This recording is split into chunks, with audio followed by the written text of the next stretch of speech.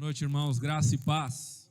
Aqueles que estão aqui presencialmente, tão quanto aqueles que estão acompanhando pela internet, Facebook, Instagram e YouTube. Nossa, tem bastante canal.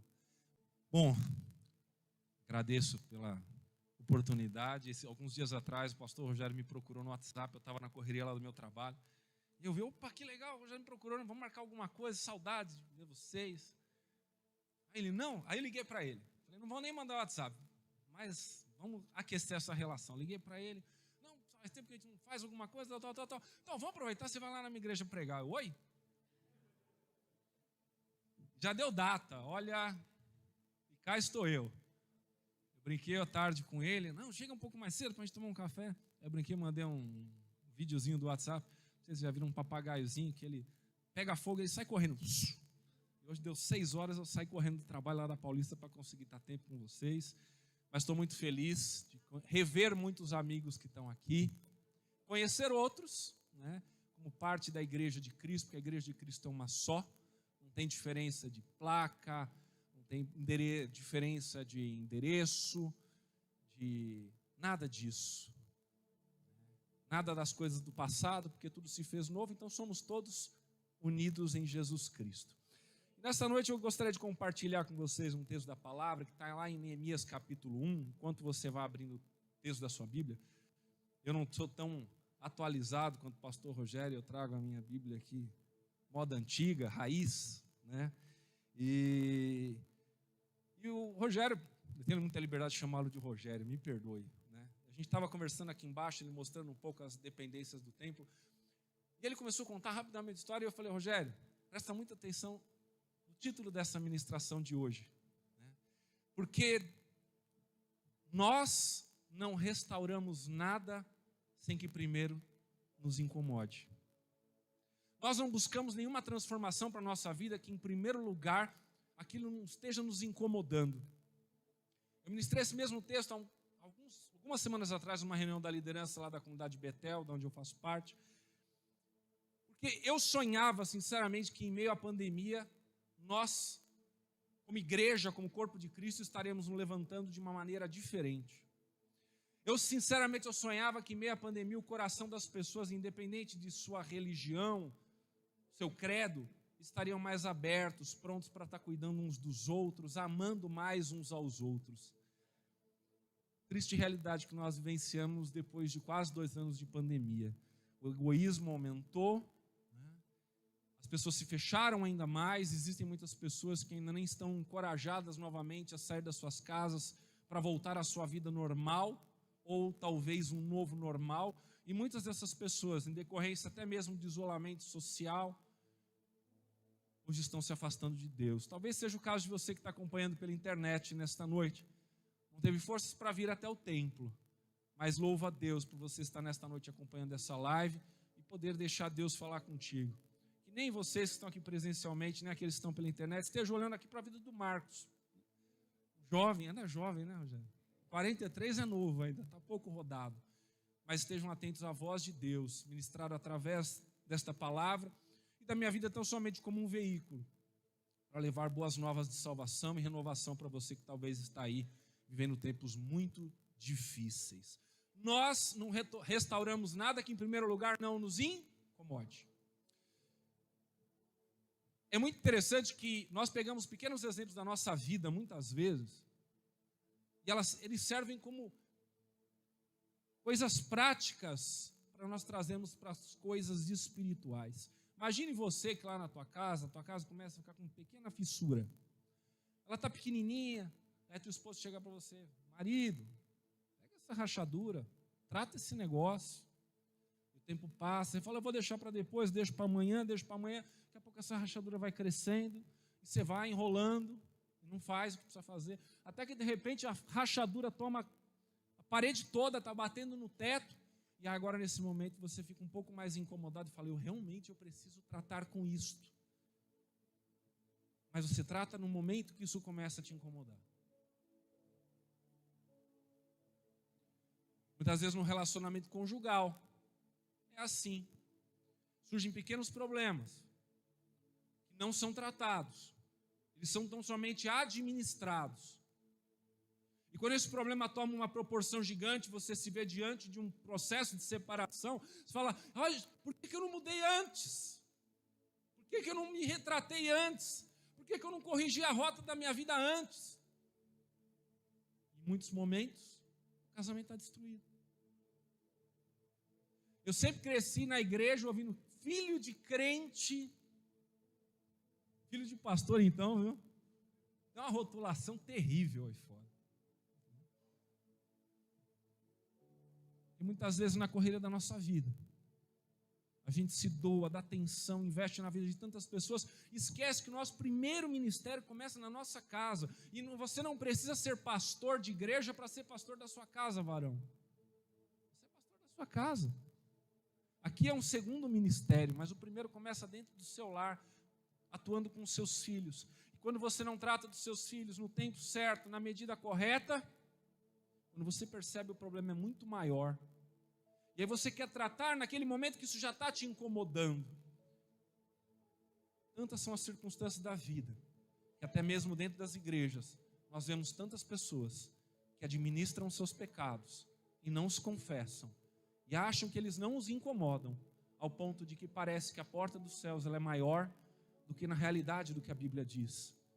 Que Jesus declara, eu sou a porta, mas a porta é uma porta estreita. Hoje em dia tenta-se pregar um evangelho fácil, simplista, onde de qualquer forma você vai conseguir se enquadrar à realidade cristã e se enquadrar àquilo que lhe convém, para que você possa herdar o reino dos céus. Se prega por aí muita coisa sobre predestinação. Existe predestinação e sim, para quem se enquadra ao modelo de Deus, é fato, ele vai morar nos céus. Mas para me tornar predestinado, eu tenho que me tornar eleito, eu preciso me adequar à realidade de Deus. O convite da palavra nesta noite ao meu, ao teu coração é o seguinte: se incomode e seja um agente de transformação dentro da sua casa em primeiro lugar. Expanda isso, por onde o Senhor te enviar. Jesus, mediante uma declaração de Pedro, Jesus declara a Pedro, com base no que você está dizendo, isso sim. Você está dizendo que eu sou o Cristo, o Filho do Deus vivo. Eu quero dizer que com base nisto, que eu edificarei a minha igreja. A igreja de Jesus nasce em cima desta palavra.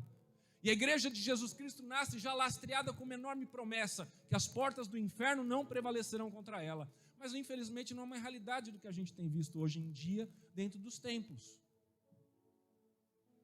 Se Jesus não mudou, Jesus é o mesmo de ontem, hoje e eternamente. Ele é imutável. As suas promessas não mudam.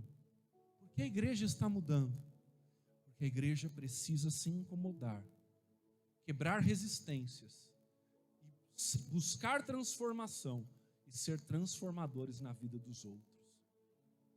Não adianta você querer vir para a igreja e lapidar algumas áreas da sua vida. É preciso nascer de novo. Nicodemos chegou para Jesus e falou: Jesus, como é que eu posso, né? Nicodemos, meu querido, você vai ter que nascer de novo. É uma transformação total. Esta noite, aquilo que lhe trouxer incômodo, e aquilo que você está tentando passar de largo, fazer vista grossa, é para te incomodar sim, é para o Espírito Santo de Deus e a palavra do Senhor te incomodar, para você buscar mudanças e transformações verdadeiras e profundas em nome de Jesus. O texto da palavra lá em Neemias capítulo de número 1, ele diz o seguinte: palavras de Neemias, filho de Acalias. Sucedeu no mês de Quisleu, no ano 20º, estando eu em Suzã, a fortaleza, que veio Anani, um dos meus irmãos, ele e alguns de Judá, e perguntei-lhes pelos judeus que escaparam e que restaram do cativeiro e acerca de Jerusalém. E disseram-me: os restantes, que não foram levados para o cativeiro, lá na província estão em grande miséria e desprezo, e o muro de Jerusalém fendido, e as portas queimadas a fogo. Trazendo o contexto histórico aqui, meus irmãos, nós vemos uma época em que o povo de Israel estava exilado na Babilônia. Jerusalém estava destruída. Havia alguns poucos judeus que ali permaneciam, e era um tempo de repatriação de muitos judeus que permaneceram durante o tempo de exílio. Talvez algo muito parecido com o tempo de Covid, guardadas as devidas proporções. E agora nós vemos Neemias perguntando como estava o seu povo. Meus irmãos, eu quero dizer para você que o pastor de uma igreja, eu posso falar, como eu estou vindo de visitante, então tem certas coisas que me são mais permissivas, eu fico mais à vontade de falar, né? O pastor de uma igreja, ele tem uma carga nos seus ombros que ela é muito grande, porque ele tem uma preocupação enorme com as suas ovelhas. Como elas estão? Todo pastor, ele se entristece, ele chora muito quando ele recebe um relato como esse que Neemias recebeu. Olha, os restantes, verso 3, vamos repetir, que não foram para o cativeiro, que estão lá na província, estão em grande, diga bem alto, grande, que notícia ruim. E o povo de Israel sendo desprezado, rotulado como miserável. E os muros de Jerusalém fendidos e suas portas queimadas a fogo. A cidade estava desprotegida, o povo estava humilhado, passando por miséria. Esse era o povo de Deus? A realidade era essa. E no versículo seguinte, versículo de número 4, o texto diz que sucedeu que, ouvindo eu, Neemias, estas palavras, assentei-me, chorei e lamentei por alguns dias. Faz uma pausa nesse versículo. Infelizmente, o que nós temos visto muito hoje no meio do povo cristão, diante de relatos de pessoas que estão vivendo em tempos de desprezo, tempo de isolamento, de afastamento de tudo, incluindo de Deus. Quando isso chega aos nossos ouvidos, aos nossos olhos, nós, povo de Deus, igreja, muitas vezes paramos com as nossas atitudes quando nós ouvimos, sentamos, choramos e lamentamos por alguns dias. Meus irmãos, as notícias ruins, as circunstâncias da vida, elas precisam nos incomodar muito mais do que além de nos provocar choro e lamentação. Nós nascemos de novo em Cristo, amém? As coisas se fizeram novas para as nossas vidas. Nós recebemos da parte de Jesus Cristo, Ele nos deixou um legado. Olha, está aqui, vocês têm autoridade. Eu vos enviarei outro Consolador, a Bíblia fala outro Consolador, alguém na mesma intensidade, com a mesma glória, o Espírito Santo de Deus, para vos capacitar. À época, havia uma ordenação, fiquei em Jerusalém até que sejais revestidos, e ali os discípulos permaneceram, mas o Espírito Santo se manifestou em Atos dos Apóstolos, capítulo de número 2, de repente aqueles discípulos estavam cheios do Espírito Santo. Eu pergunto, onde está o Espírito Santo na igreja?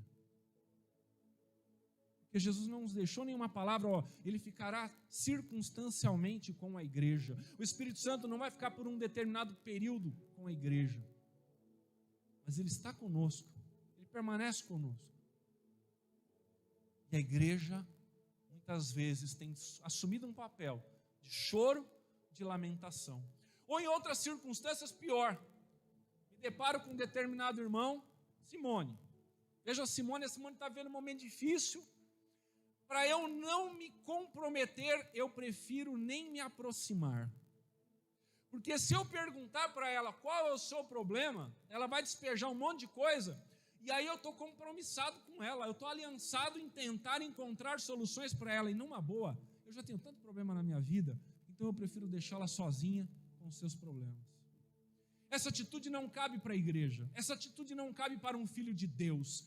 Você tem muito mais do que os seus olhos podem ver ou que o espelho pode refletir diante de você. Você tem ferramentas espirituais para lidar com tantas circunstâncias. Eu me lembro, eu e a Fábio fizemos agora em agosto 15 anos de casado. E me recordo que no início do nosso casamento nós enfrentamos situações lá no meio da igreja, no povo. E aí surgiu o seguinte, ligavam para a gente, e aí, o que nós vamos fazer? Como lidar com determinadas circunstâncias?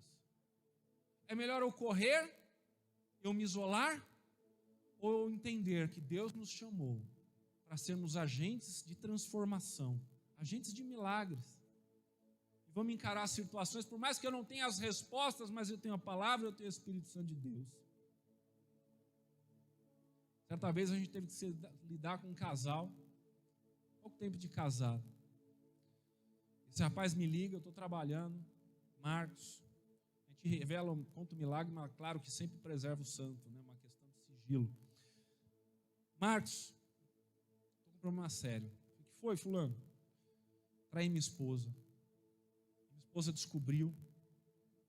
Não tenho coragem de voltar para casa. Peguei o carro, fui encontrar com ele. Sentamos, conversamos, ele falou, Marcos, não tem jeito, eu só volto para casa escoltado, você vai comigo. Eu, como assim? Como é que eu vou com você para sua casa? Esposa, não sei se vai estar armada, faca, tiro, bomba. Qual a situação? Não, você precisa ir comigo.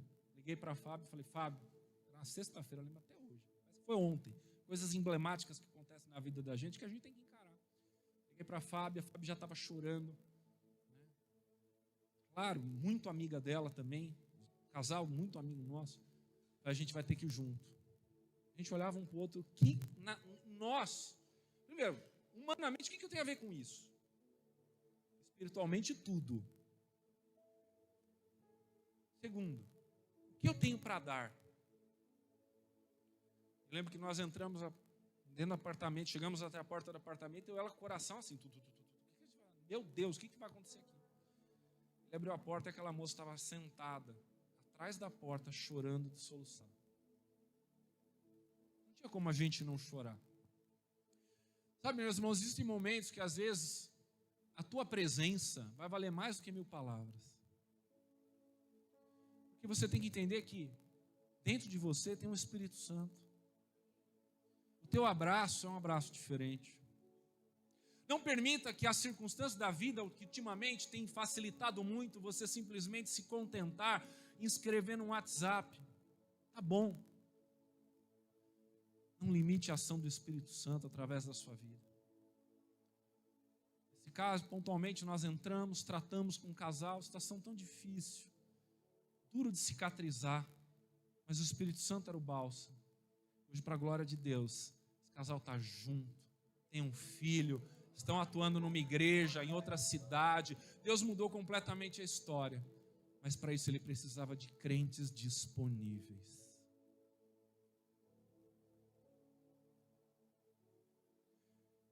A Bíblia fala que o Espírito Santo convence o homem do pecado, da justiça e do juízo.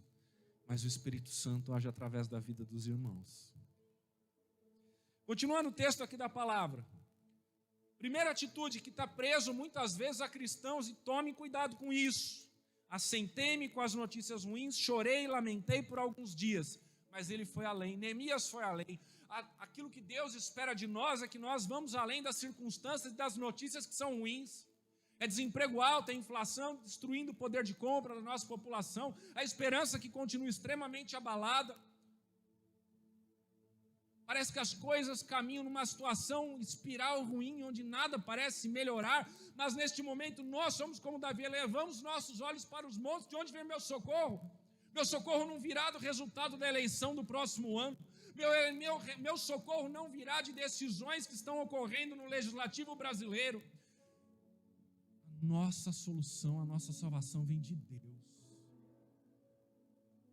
Mas Ele espera de nós um povo santo, um povo que não esteja acomodado, que não olhe as circunstâncias e pare no choro, na lamentação, mas se levante como um homem chamado Neemias, que esteve jejuando e orando perante o Deus dos céus por algum tempo, pedindo uma estratégia de Deus, não se conformando, mas falando: Senhor, eu não sei o que eu tenho para dar, eu só sou um copeiro do rei, lá no reino da Pérsia, servindo o rei Artaxerxes, era só um copeiro. O que eu tenho para dar? Nesta noite avalie sua vida. O que você tem para dar? O diabo ele tem para dizer para você que você é falho, humano, limitado, cheio de defeitos. Mas a obra que Jesus Cristo fez na tua vida e na minha vida é uma coisa extraordinária. Ele nos tirou das trevas para a sua maravilhosa luz. Eu pergunto para você nesta noite, igreja, Passado um ano deste trabalho, a você fazer uma retrospectiva, que trouxe incômodo para você e que usou você para ser um transformador na vida de alguém. Hoje em dia a gente vê tanta gente aí falar: Senhor, eu vejo essas cadeiras vazias, manda alma, Senhor. Que oração mais papo furado do universo. Manda alma, mas Jesus mandou você buscar as almas. E aí você vive uma oração de puro conformismo, e na dúvida ainda joga a responsabilidade para o pastor. Pastor, por que a igreja está vazia? Eu ultimamente estou andando meio sem filtro lá na comunidade de Betel. A igreja está vazia porque você não está evangelizando, meu irmão. Vai evangelizar. Você está indo buscar as pessoas, você está abrindo as portas da sua casa. Não, pastor, a gente está vivendo tempos de pandemia, mas você vai no shopping, vai na praia, vai na feira, vai em tudo quanto é lugar. Não restauramos nada que em primeiro lugar não nos promova incômodo. Nesta noite, apesar de ser um aniversário, eu trouxe uma palavra para incomodar esta igreja. Para que, quem sabe no aniversário de 2 anos a gente tem um problema. Fala: gente, Marcos, vou chamar você de novo. É que vocês me chamam, né? Mas o endereço mudou porque não cabia. Porque quando nós ficamos incomodados com as circunstâncias, Deus age, Deus nos usa. Versículo de número 5. Não sei quanto tempo eu tenho. Tá bom. E sucedeu que, disse: Senhor, Deus dos céus, Deus grande e terrível, que guardas o conserto e a benignidade para com aqueles que te amam e guardam os teus mandamentos.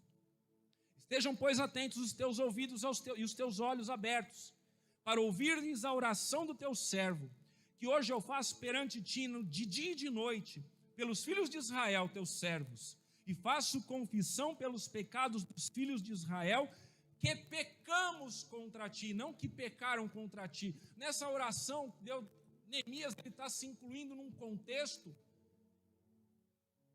de total destruição de Israel, de Jerusalém, e ele agora se coloca numa posição de intercessor e não só de lamentador, não só um chorão, mas alguém que estava ali inconformado pelas circunstâncias, conhecendo as promessas de Deus sobre o povo de Israel.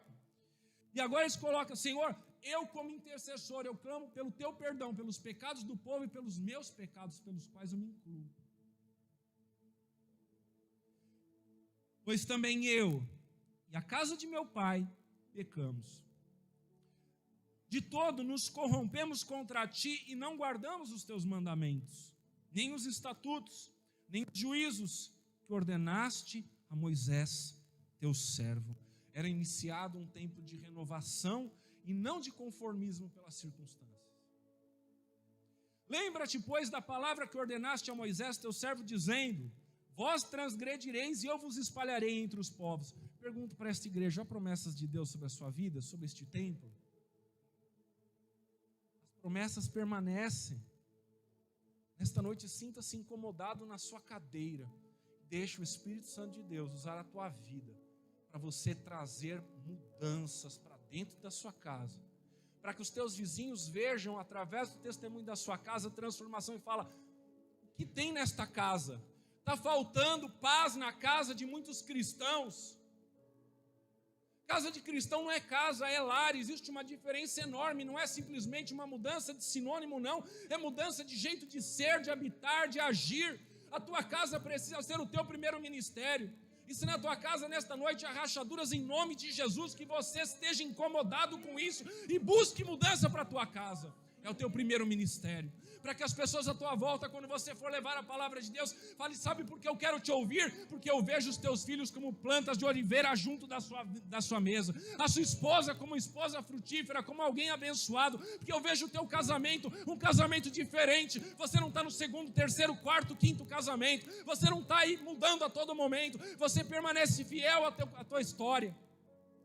Eu vejo que os teus filhos te honram, te respeitam. Por que os meus filhos não me honram? Olha a semente da palavra podendo ser germinada, porque você tem testemunho, porque você entende que precisa mudar as circunstâncias a começar dentro da sua casa. Pais, não é o professor do ministério infantil que vai educar teus filhos, é você que é pai, que é mãe.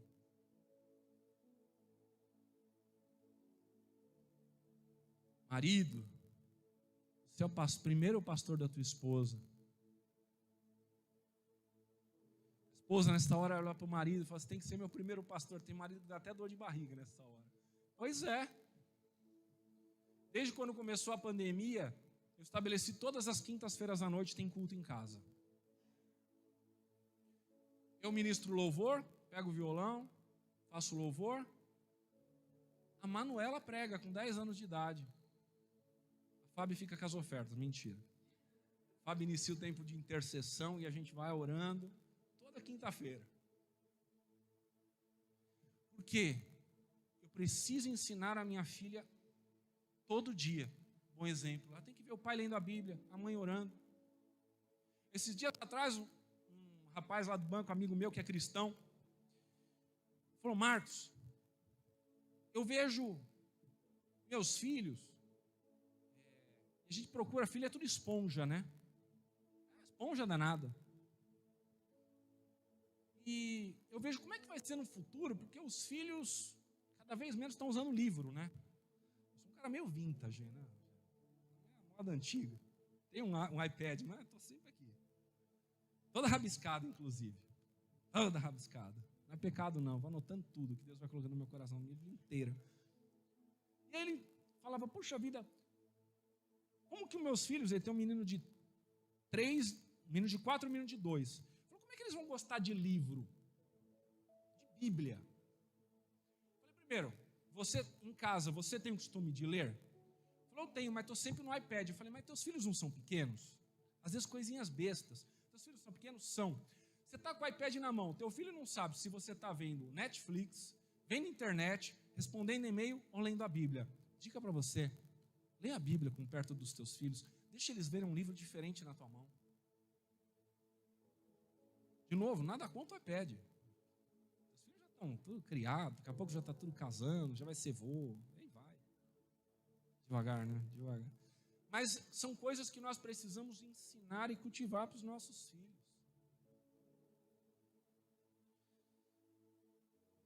Continuando aqui no texto. Olha a ousadia de Neemias. Versículo 9 ele vem lembrar. Fala: Senhor, havia uma promessa, e vós vos convertereis a mim, e guardareis os meus mandamentos, e os fareis. Então, ainda que os vossos rejeitados estejam no cabo do céu, e de lá os ajuntarei e os trarei ao lugar que eu tenho escolhido para ali fazer habitar o meu nome. Estes ainda são teus servos, Senhor, e o teu povo que resgataste com a tua grande força e com a tua forte mão. Ah, Senhor, estejam, pois, atentos os teus ouvidos à oração do teu servo e à oração dos teus servos que desejam temer o teu nome, e faze prosperar hoje o teu servo e lhe dá graça perante este homem. Então eu era homem ousado, copeiro ousado, hein? Faça uma autorreflexão nesta noite. Quem é você? Ah, sou um industrial, sou empresário, eu sou um estagiário, um analista. Não importa. Sob a ótica humana, você pode ter inúmeras rotulações de profissão, de vida acadêmica, de currículo. Mas para um filho de Deus, existe também uma nomenclatura. Existe algo que não existe no plano humano para quem não é espiritual. Você é filho de Deus. Reflita por um instante. Quem é você? Você teria coragem, diante das circunstâncias difíceis da vida, fazer uma oração como essa de Neemias? Se no teu coração a resposta é não, eu te pergunto: o que te impede de você ter essa ousadia nesta noite? Nada nem ninguém. Você tem sido chamado para ser filho de Deus. Você tem sido escolhido por Deus para uma obra tremenda nessa terra. Não importa o teu passado. O diabo, ele se preocupa sim com o teu passado para tentar sempre lançar diante do teu rosto. Mas Jesus está olhando o teu presente. Se o teu presente hoje ainda está distante de Deus, faça uma oração como essa de Neemias. Senhor, perdoa os meus pecados, perdoa os pecados da minha família, perdoa os pecados do meu povo. Traga à memória as promessas que Deus um dia te fez. elas permanecem fiéis e verdadeiras. Interessante é que nós vemos este homem, Neemias, incomodado.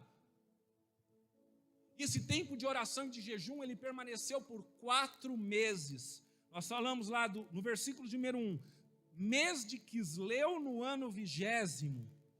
E quando você vai para o versículo de número 1 do capítulo 2, sucedeu, pois, no mês de Nissan, no ano 20º. 4 meses depois. Oração, jejum, quebrantamento. Mas o coração ali. Eu estou aqui na Pérsia, mas meu coração está lá em Jerusalém.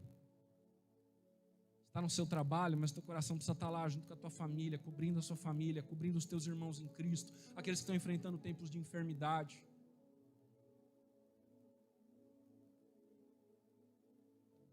O que você tem feito para o reino de Deus? E aí está lá no capítulo 2, vou procurar acelerar um pouco para a gente ganhar tempo, mas o capítulo de número 2, de maneira resumida, de passados esses 4 meses, está lá Neemias diante do rei da Pérsia. E ele prova do vinho, entrega o vinho ao rei, ele era copeiro do rei. E o rei olha para o semblante de Neemias e fala assim: Neemias, eu nunca te vi com um semblante tão triste, o que está acontecendo? Tem irmão que está dentro da igreja, tem outro irmão que está passando por um monte de problema, ele está rindo da vida, está tudo feliz, vai completamente contra o texto da palavra que diz que eu me alegro com os que se alegram e choram com os que choram. Mas infelizmente hoje muitas vezes dentro dos templos, e eu não chamo isso de igreja, mas dentro de muitos templos existem muitas pessoas que estão mais preocupadas de ver o jacaré vencer o Tarzan, de ver a coisa pegar fogo, e se entristecem quando vê o irmão sendo abençoado. O que aconteceu para ele estar bem? O mundo está caindo aos pedaços, como é que ele pode estar bem? Aqui Neemias não tinha como estar bem. O coração alegra, formoseia o rosto, diz o texto da palavra. Mas o coração de Neemias estava triste pela situação caótica do povo de Israel. Tantos anos de exílio, muita gente ainda escravizada, os poucos que ficaram, tudo destruído, cidade desguarnecida, miséria total. Neemias está diante do rei, mas ele estava cheio do Espírito Santo de Deus. Ele não sabia as ferramentas que Deus usaria, mas ele sabia que dos céus viriam instrumentos poderosos para usá-lo como um agente transformador de vidas. Meus irmãos, surgiu um desafio, vá. Você tem a palavra, tem o Espírito Santo, topa, aceita. Há um ano atrás parecia tudo tão doido. No meio da pandemia, começar um trabalho, Senhor amado, que maluco é esse? As coisas carnais são discernidas pelos carnais, as espirituais só pelos espirituais. E aquele que começou a boa obra na vida de vocês, ele é fiel para completá-la em nome de Jesus. Neemias está diante do rei. Rei, você notou que eu estou triste? Realmente eu estou muito triste. Ele faz uma rápida oração, chega para o rei. Rei, a situação é essa. Eu preciso muito voltar para a minha terra, eu preciso cuidar do meu povo, mas eu preciso de cartas para os reis no meio do caminho, eu preciso de madeira, eu preciso de investimento. Eu não tenho nada disso, mas eu tenho uma obstinação no meu coração, algo colocado por Deus para eu ser um restaurador. É interessante que quando Deus está à frente, Deus confirma todas as coisas, e aquele rei da Pérsia não titubeou, falou: quanto tempo você precisa, o que você precisa, eu vou preparar todas as coisas, e segue aquela comitiva em direção a Jerusalém. No meio do caminho pode surgir lutas, tribulações, mas aquele homem está obstinado, porque ele não está fazendo nada segundo a carne, não está fazendo nada segundo o sangue, ele está fazendo algo direcionado pelo Espírito Santo de Deus. E aquele homem chega diante lá do povo de Israel, olha para a circunstância, está tudo um caos. Mas com os olhos da fé ele consegue enxergar muros sendo restaurados, as portas de Jerusalém sendo restauradas. Talvez hoje você vai entrar na sua casa e o diabo vai tentar continuar colocando diante dos teus olhos que a tua família está destruída, que para os teus filhos não tem mais jeito, que o teu casamento está acabado, que o mantimento que está faltando no teu armário só vai piorar porque a economia não para de degringolar. Mas em nome de Jesus, Deus me trouxe aqui para trazer uma palavra, que Deus trará as ferramentas necessárias para que o seu povo não seja mais rotulado como um povo miserável, como um povo que está destruído, cujas casas e portas estão destruídas. Nesta noite, o Senhor tem te chamado, mas o Senhor tem te chamado para você se incomodar com as circunstâncias, dobrar os teus joelhos, orar, se quebrantar diante de Deus e saber que as ferramentas são espirituais e não carnais. Aleluia, Senhor. Neemias olhou, a cidade estava destruída. Por alguns dias ele esteve orando e no seu coração havia um segredo. Cuidado com que você abra a sua boca. Tem crente que às vezes é tão bocudo que sai dizendo sonhos para todo mundo. De repente tudo dá para trás, tudo dá para errado. Por quê? Porque tem muita gente que não quer ver o teu bem. Guarda as coisas no teu coração. Conserva os teus sonhos. Põe em oração, deixa Deus preparar as ferramentas, aleluia. De repente Neemias está lá, se levanta, Sanbalate, Tobias, gente da família, gente da igreja, meu Deus do céu.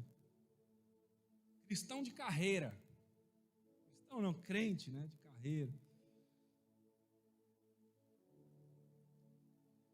Capítulo 2, versículo de número 18. Depois de fazer todo um mapeamento da situação, de ouvir desaforo, gente tentando desanimá-lo, mas no coração havia o Espírito de Deus. Naquele momento então lhes declarei como a mão do Senhor meu Deus me fora favorável, como também as palavras do rei que ele tinha me dito. Então disseram aqueles homens que estavam com ele: levantemo-nos e edifiquemos, e esforçaram as suas mãos para o bem. Meus irmãos, aquele homem, levantado por Deus, incomodado pelas circunstâncias, agora não era mais copeiro, agora ele era governador de Israel.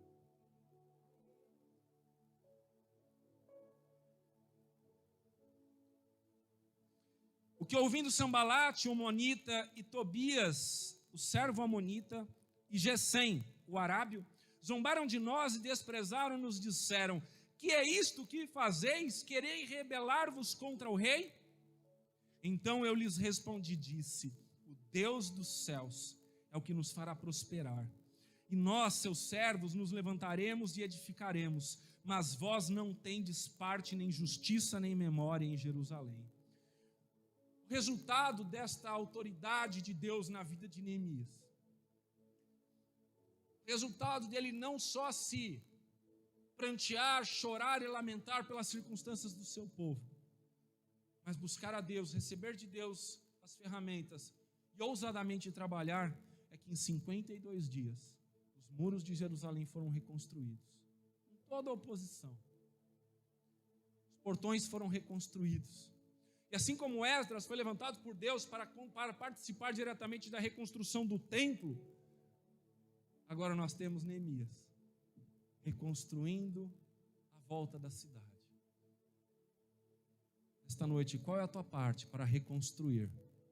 Dentro da tua casa, dentro das famílias que compõem aquilo que nós chamamos de corpo de Cristo, igreja, e aqueles que estão perdidos lá fora no mundo, que você pode contribuir com o seu tijolo, com a madeira, com o suor do teu rosto, com o trabalho das tuas mãos. Meus irmãos, Jesus sempre procurou tirar o seu povo de um negócio terrivelmente chamado zona de conforto.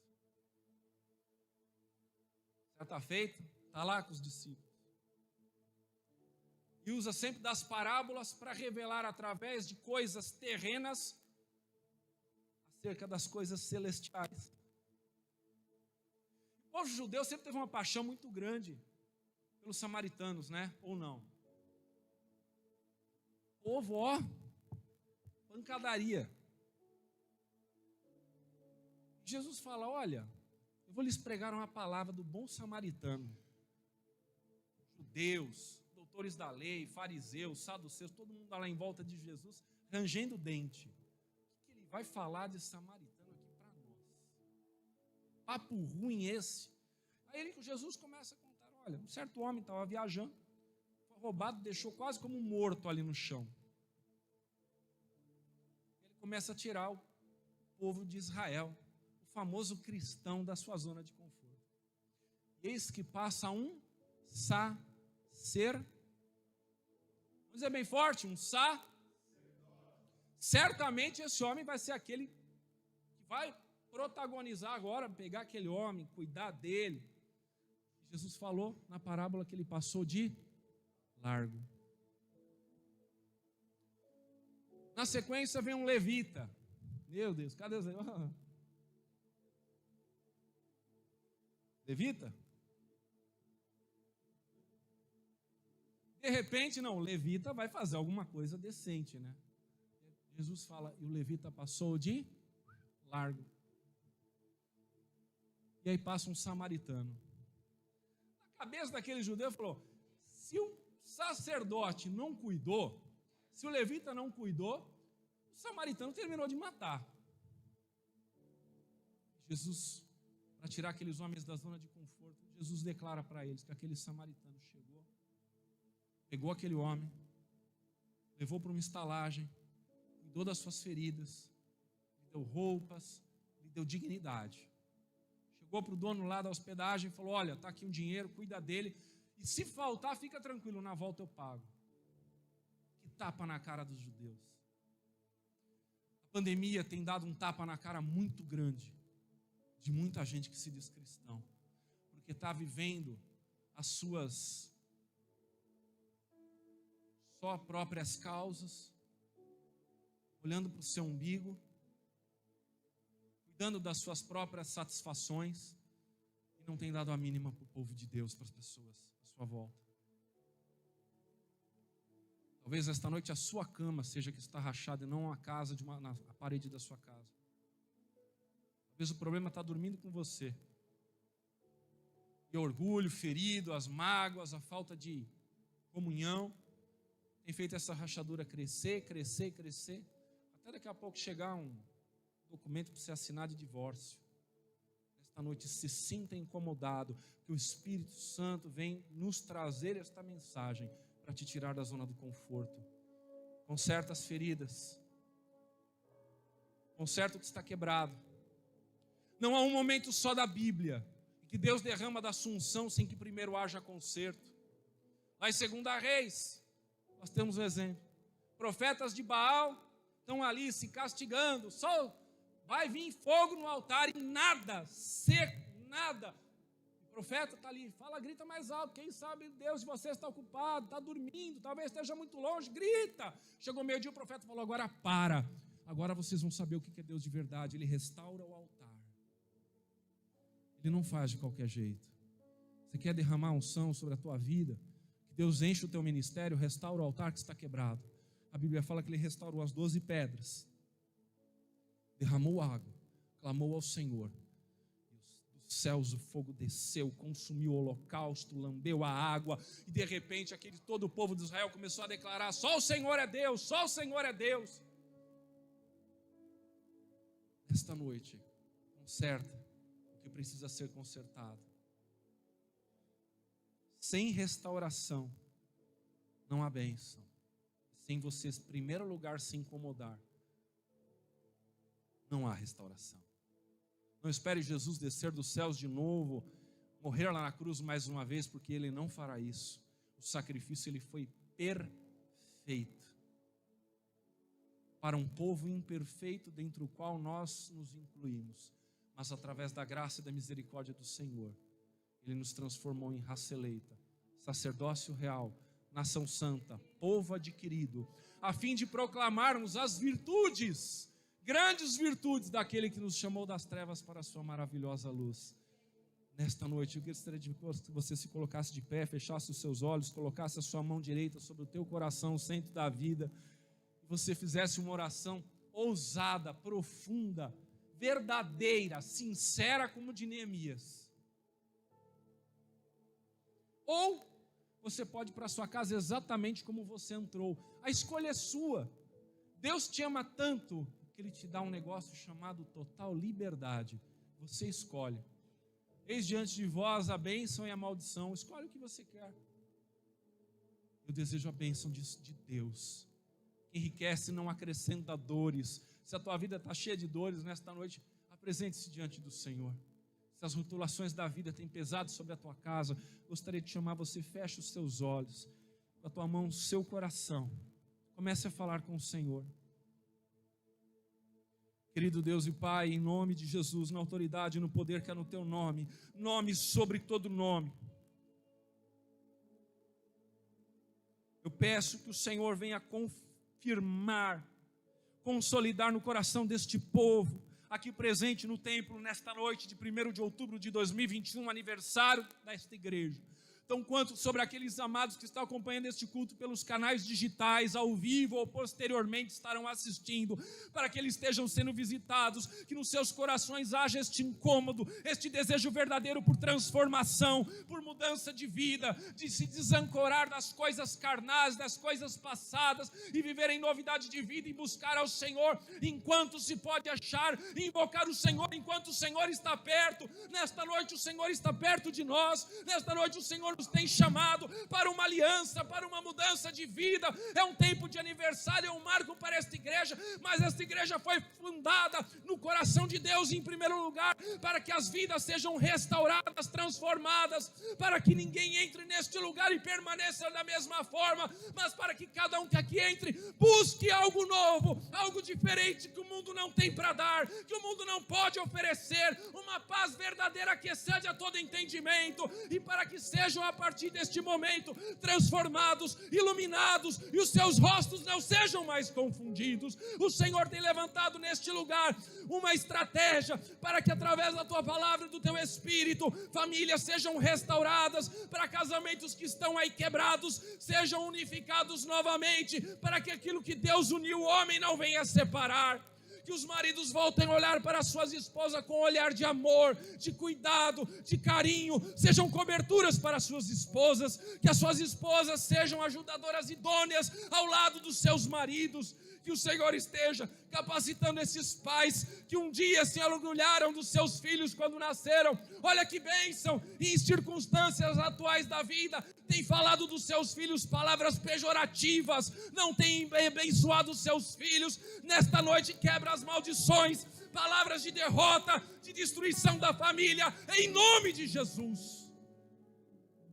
Nesta noite o Senhor desperta os teus filhos para fazerem das suas casas lugares de santidade, lugares onde a tua palavra é declarada recorrentemente, lugar de habitação do teu Espírito. Que nós não venhamos olhar as circunstâncias, Senhor, mas que nós, como povo de Deus, venhamos ser aqueles que venham construir uma nação diferente. E para construir uma nação diferente, Senhor, não adianta assumir um cargo público, não adianta ir para o legislativo, para o executivo e judiciário e se misturar com as circunstâncias desta vida, mas que nós sejamos aonde estivermos, nas nossas casas ou na rua, na iniciativa privada ou na vida pública, sejamos esta novidade de vida, este novo povo santo, sejamos a referência de Jesus Cristo nesta terra, sejamos pessoas restauradoras da vida dos outros, na autoridade e no poder que é no nome de Jesus. Eu te agradeço por este tempo, te agradeço por este púlpito santo, por esta igreja que tem nos recebido nesta noite de maneira tão acolhedora. Eu abençoo a vida do pastor Rogério, da Simone, da sua esposa, desses levitas, de toda esta igreja, Senhor, e que elas venham se multiplicar e crescer, e que os testemunhos venham se multiplicar, e que nesta região, este local seja conhecido como casa de bênção, como lugar de adoração, como lugar de portas abertas para curar o ferido, para curar, para transformar, para que o nome do Senhor seja glorificado, a Deus, em nome de Jesus. Para que neste lugar haja vida e vida em abundância, para que estes louvores venham estar ministrando nos corações, para que corações se quebrantem, se adorem, se glorifiquem, em nome de Jesus, aleluia. Eu te agradeço, Pai, e que muitos e muitos anos, até a tua volta, essas portas permaneçam abertas, e este povo que chama pelo teu nome, seja instrumento de bênção para ti, para a tua obra, para o teu reino, em nome de Jesus. Deus abençoe a sua vida, amo vocês em Cristo.